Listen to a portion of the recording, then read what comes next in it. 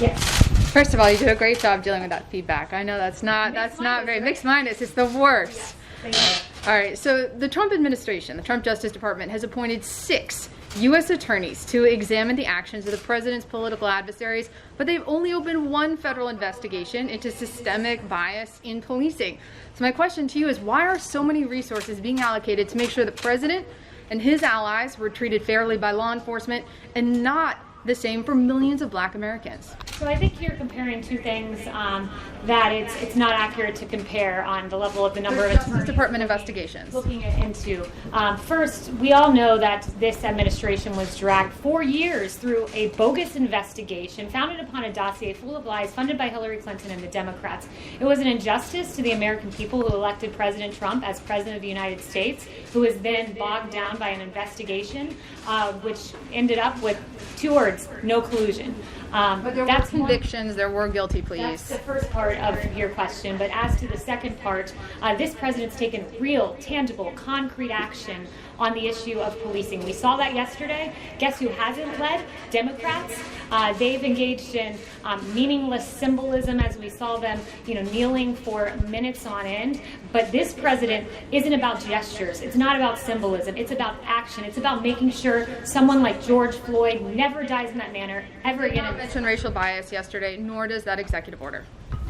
First of all, this executive order addresses the issue at hand, and I thought my colleague, Jerron Smith, handled this really well yesterday when he said this about the executive order on this very question. From you, he said, a lot of people want to make it about race, but it's about communities and individuals. You're trying to fix something that you can't really fix the heart of people, but you can fix individual pieces that deal with the real problem, which is access to opportunity. You can fix schools and remedy the disparities we see in schooling. You can fix policing to the degree we can at the federal level to incentivize good behavior and fair practices. You can fix the economy, as President Trump has done. He brought about the lowest economic employment rate for African American individuals, and paychecks going up prior to this pandemic when we had to artificially shut down the economy. You can fix the individual pieces, but it's up to our country to change hearts. Yes. Does the president talked about chokeholds yesterday? The bill that's been unveiled by the Republicans, Senator Scott and the Republicans, does not ban chokeholds. Does he think it should?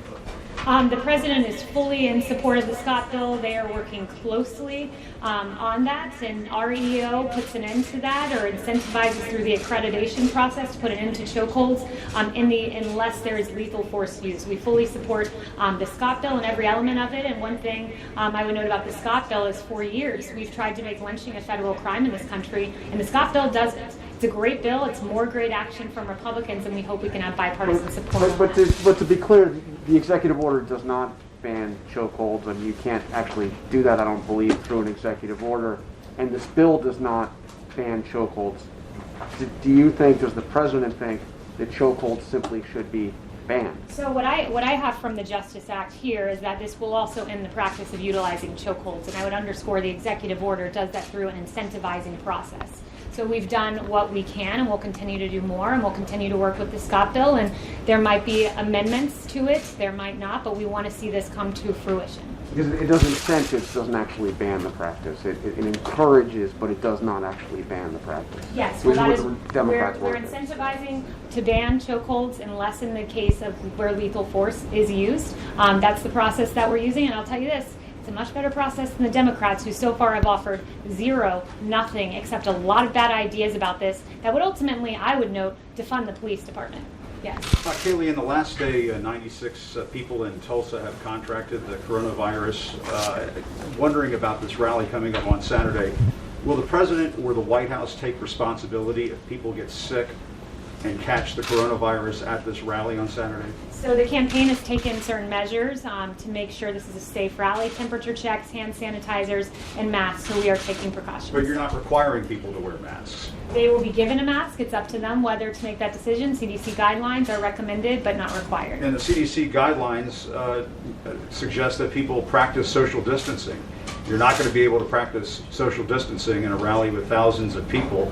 So aren't you, in essence, bringing people to a rally where they won't be abiding by those guidelines, adhering to those guidelines? It's personal choice of individuals as to what to do, but if we want to talk about internal coherence, I believe that the media needs to work on internal coherence. This wonderful New York Post story, I don't think Stephen Nelson's here, but good job to the New York Post, highlights the hypocrisy of the media where this is okay, protesting, this is not okay, Trump rallies. It's really remarkable, and I think the American people have taken notice when, for instance, NBC tweets at 4:05 p.m.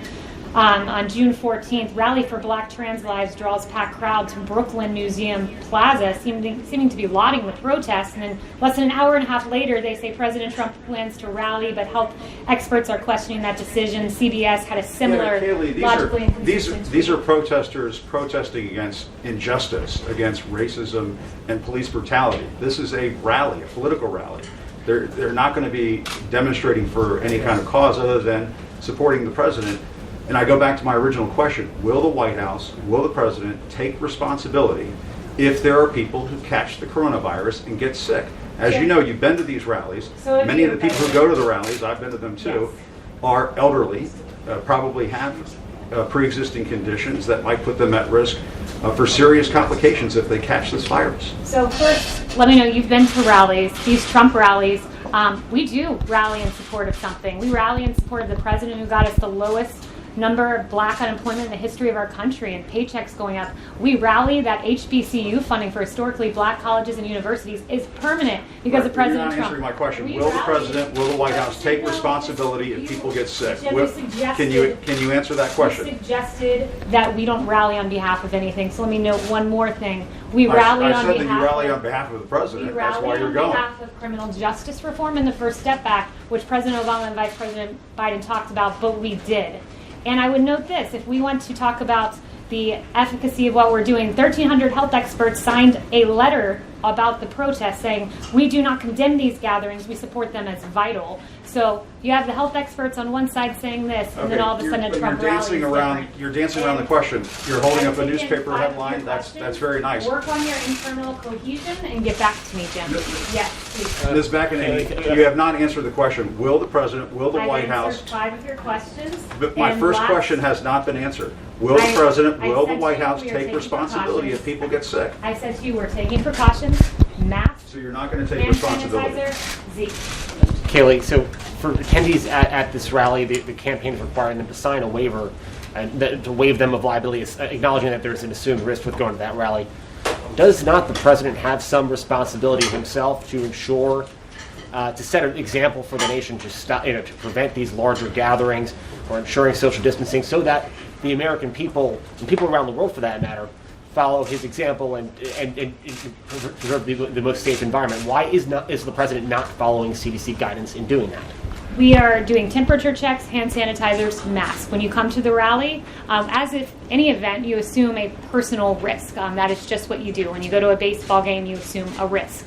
That's part of life. It's the personal decision of Americans as to whether to go to the rally or whether not to go to the rally. But I would note that this concern for the rallies has been largely absent when it came to the protesters. People really note when CBS says thousands participate in a rally and a silent march for black trans lives, and then this was more than an hour and a half later, President Trump moving ahead with the rally, serious risk of spreading coronavirus. It's really inconsistent. The media seems to not be interested in health so much as ideology behind certain events. So, for instance, you go and the lockdown protesters were widely condemned by the media who were protesting the lockdown, but then all of a sudden this protest for Black Lives Matter is lauded. It makes no sense. Ideology is driving the line of questioning in many of these cases, when it should be, if you're focused on science, you should be out there asking these same questions about Kayleigh, public health officials here, local officials, mayors in many of the cities where there have been protests have encouraged those who attended those large gatherings and others to get tested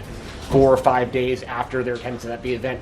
Does the president want attendees at his own rally on Saturday to get tested 4 or 5 days later to make sure that they didn't get the virus there? And who should they inform if they do come down with the virus after the rally? It's their personal decision as to whether they want to get tested after, but I'd note testing capability is thanks to President Trump. 23.7 million people tested in this country so far. That's an extraordinary number. So testing's out there and available if someone chooses to do that. Sorry, just one more. Excuse me. Has the White House been monitoring this outbreak of violence between Indian and Chinese troops? And does the White House have any reaction? Is the president getting on the phone and talking to the relevant countries there?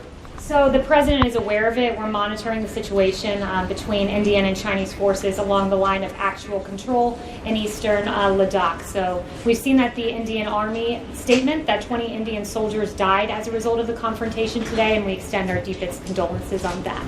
Jeff.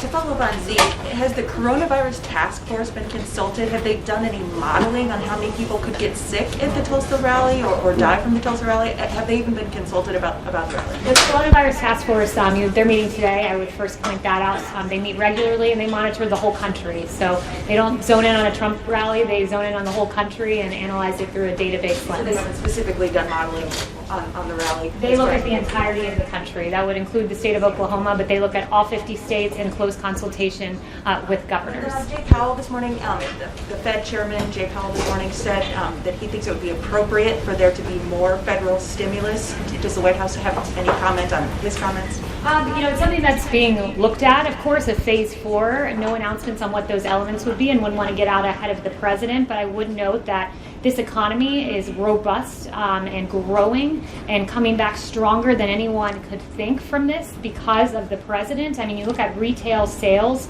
surging 17.7%, unemployment insurance weekly claims falling. We have the fastest growth rate in American history in the third quarter, so we artificially shut down the economy, but we have a robust recovery happening and taking place, and that's thanks to President Trump. And there are a lot of good metrics, like new business applications skyrocketing, small businesses now opening at about 80%, Apple Mobility Index, that's practically pre-pandemic levels. So there's more work to be done. Phase 4 will address that should it take place. But we are encouraged by what we're seeing, that the Donald Trump economy is coming back because ultimately investors and business owners have faith in this president. Yes. Jeff. Thank you, Kayleigh. You mentioned testing just now, and the president has also both been tweeting and saying publicly on Monday that if the country just stopped testing, that there would be no or virtually no cases left. That doesn't make sense. Can you explain what he means by that? Yeah, it's entirely logical. When you do more testing, you identify more cases. Countries that don't do as much testing don't identify the same number of cases. I mean, it's pretty logical, exactly what he said. Okay, so it's about identifying them, because he seemed to suggest that if we weren't testing, then those cases wouldn't exist. Is that just a misunderstanding? That was not at all what he was saying. He was saying when you test, you end up identifying more cases, and we've tested 23.7 million people, positivity rate of 5.9%. So we are in a good place when it comes to testing. And just along those same lines, the vice president today wrote an op-ed, I believe, in the Wall Street Journal, playing down the prospects of a second wave. Is the White House just confident that there's not going to be a second wave of the coronavirus? The White House is confident that we have enough testing to identify asymptomatic individuals, that we have therapeutics that are promising, that we are working on a vaccine with Project Warp Speed that we hope will be there by the end of the year, and we think will be, and we have a robust public-private partnership that has shored up America's supply chain. So we are in a good place, and that's what the Vice President was noting. John. Thanks a lot, Kayleigh. Two subjects. The first question has to do with the lawsuit that was filed against John Bolton, the former National Security Advisor, by the Department of Justice yesterday.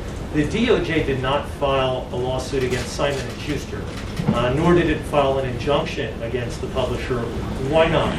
Do you still expect this book to hit bookstores, to be on Amazon, to be available for people to read on the 23rd of this month? So that, as to why they went down that particular path, that's a question for DOJ. But what I would note is this book is full of classified information, which is inexcusable.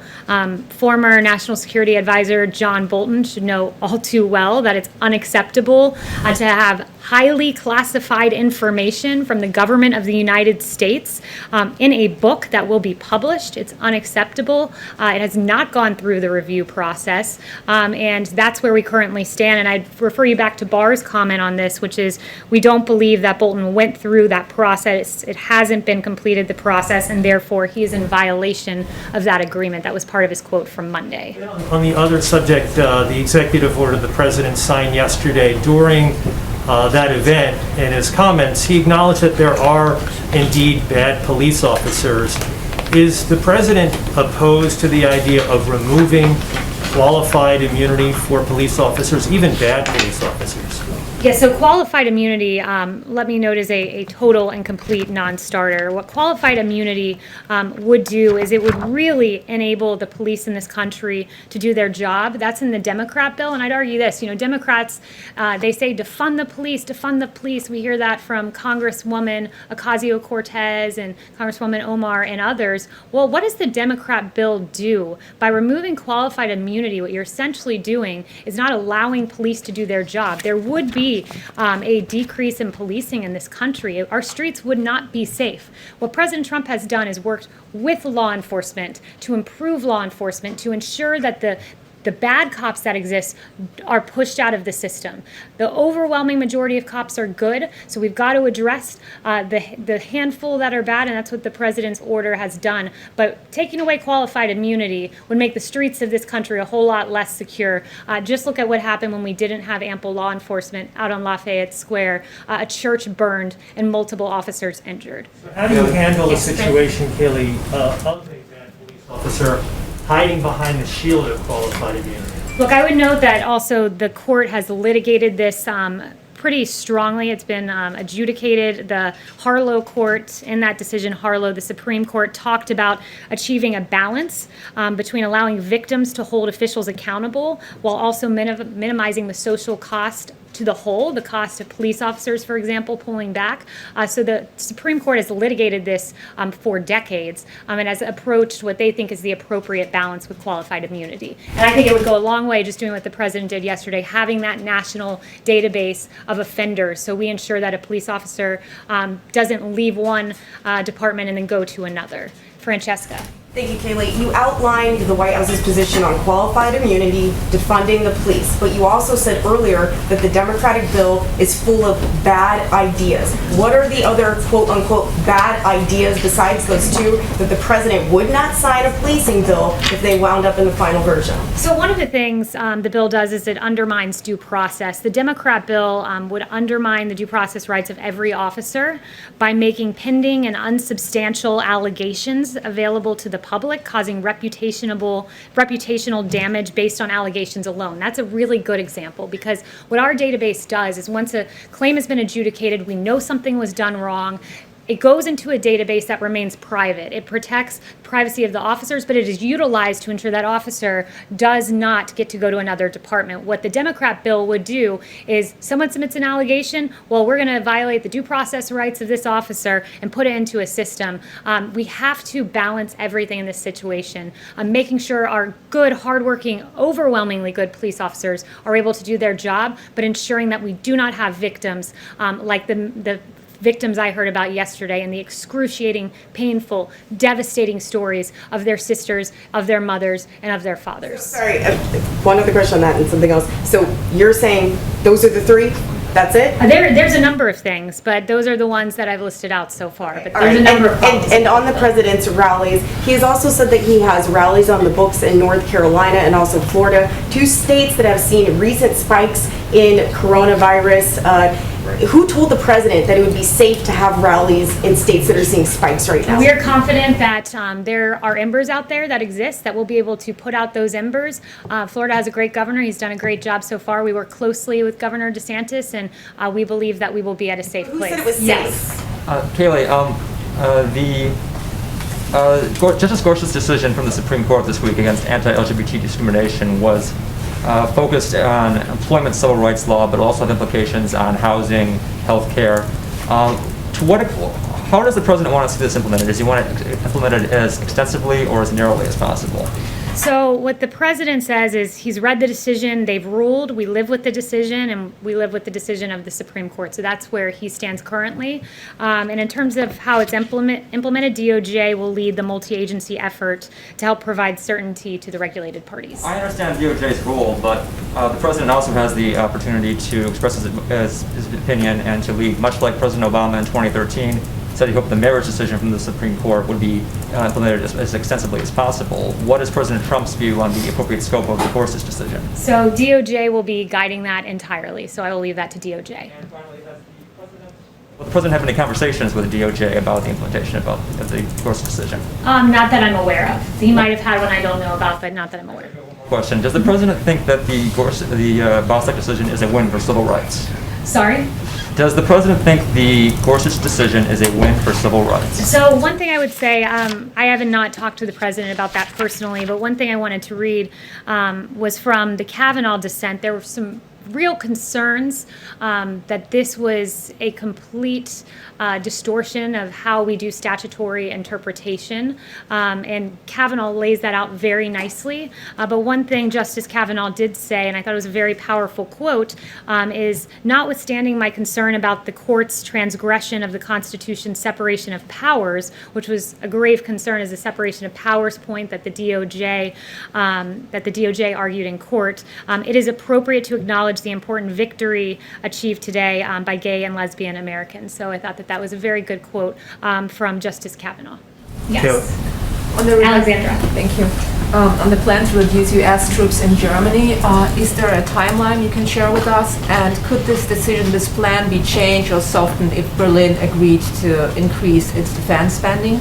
So the president addressed our presence, American troop presence in Germany, and he said we're bringing that number down from 52,000, about what it's at now, to 25,000. And the rationale for that, he articulated, was that Germany is very delinquent in their payments to NATO. They're paying 1%. They are supposed to be at 2%, and even 2% is low. It should be much more than that. Mike, would he change his plan if Germany agreed to increase? I wouldn't get ahead of the president on making that decision. Michael. Hi, thanks, Kayleigh. I have one question, and then I have two quick questions from colleagues who have sent to me as the pool person. So, on my question, back when 2 White House officials were tested positive for COVID, we all reported on an email that went out to West Wing employees instructing them that masks were mandatory to be worn in the West Wing at all times, with the exception of being when they were sitting at their desks alone. Obviously, none of the White House people that I've seen today have been wearing masks at all. Has that been rescinded? Has that instruction to West Wing employees been rescinded formally, or is it just still in place but nobody's paying attention to it? Or masks are recommended but not required, excuse me, as I said. Two quick questions. I want to get to everyone in the room. So these are from people who can't be in the room because of the restrictions. So I understand, but I want to make sure I get to everyone in the room, and then we can come back. Okay. So, Rob. Can I just get a clarification on your equivalence between protests in the streets and rallying on Saturday? Is it the White House position that outdoor events carry the same risk as indoor events? It's our position that the media should not be making decisions about their guidelines to us about social distancing based on political ideology or what they think is the worthiness of the cause. My point is there are good scientific reasons for treating the two events differently. One is outdoors and one is indoors. Right, and there's not good logical reason for this, so that's the one thing I would keep going back to. And could I also ask, yes, Owen. Anything about the Secretary of State's trip to Hawaii to meet his Chinese counterpart? So I have no information on that, but Owen. Yes. Blake, different mask. Oh, sorry, Blake. They subbed you in. No Blake. worries, no worries. Good to see you, Blake.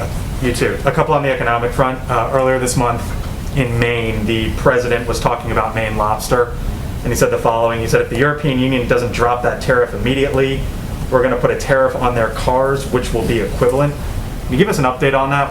What is the status of potential tariffs on EU autos? I haven't inquired about that today, but I will inquire about that, and I'll try to get back to you before 5 if that works. And secondly, an infrastructure bill. Can you just sort of give us a broad outline of what the administration wants to see? Is that a reauthorization of the highway bill that comes up at the end of the year? Is that added on to a potential phase 4 stimulus? What does the White House want as it relates to infrastructure? I don't want to get ahead of the administration on our official plans for that. Infrastructure is something we've talked about for a long time, and it's something that we think that we could find common ground on, but it's up to Democrats to really come to us and make that happen. It's been mentioned as potentially a phase 4, but that's not in stone, but that has been mentioned. No formalized plans, though, on where infrastructure stands. Is it $1 trillion? Is it $1 trillion? We don't have a number on that right now. Yes. On the Tulsa rally, can you give us a sense of which health experts the campaign and the White House consulted before deciding to hold it? Did anyone talk to the CDC about whether it would be a good idea? Look, we are taking every single safety precaution that we can. And again, I would note this is probably question number 10 on rallies. And while we appreciate the great concern for our rally goers, you should exhibit that same concern for the protesters who are out there who are not socially distancing in many cases and not wearing masks. Chanel. Thank you, Kayleigh. Going back to the international front on China and India, you just mentioned that the administration is monitoring the situation, but the president has mentioned that he would be willing to mediate the conflict between China and India now. If he were to do so, what does that look like? Does that look like a one-on-one conversation? Does that mean bringing the two leaders together? Has the president indicated what mediation looks like for China and India? So again, no formal plans on that beyond what I already said, and expressing our absolute condolences to the Indian soldiers that died as a result of today's confrontation. We extend our deepest condolences there. And I would note just that during the phone call on June 2nd of this year that President Trump had with Prime Minister Modi, they did discuss the situation on the India-China border. On the relationship between President Trump and President Xi, the Chinese forces have been moving thousands of troops to that region. That it doesn't seem like that region is going to see de-escalation anytime soon. If you were to characterize President Trump's relationship with President Xi today, would you venture into that realm? I would just say what the president has said before, that he is really appalled at the fact that the coronavirus came out of China. They weren't allowing flights into China, but were allowing flights out. They slow-walked information. The WHO seemed to partner with China in slow-walking that information about asymptomatic spread. So that is an appalling state of events, and the president is very upset by that action of China, or inaction in some cases, I should say. Thank you all very much. I hope you have a great rest of the day, and I hope we start seeing more consistent headlines. Thanks very much.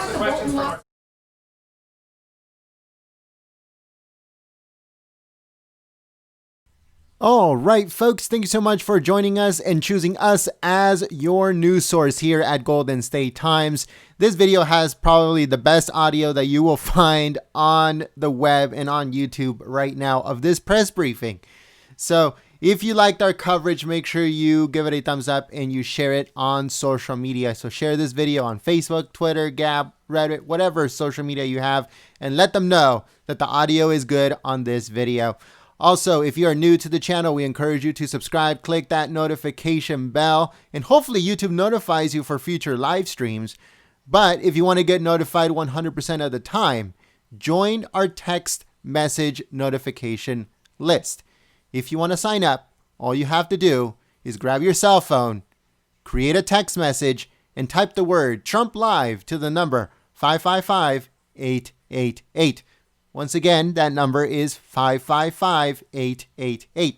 So make sure you send the word Trump Live to the number 555-888. Also, don't forget to follow us on Twitter at Gold State Times and check out our website, goldenstatetimes.com.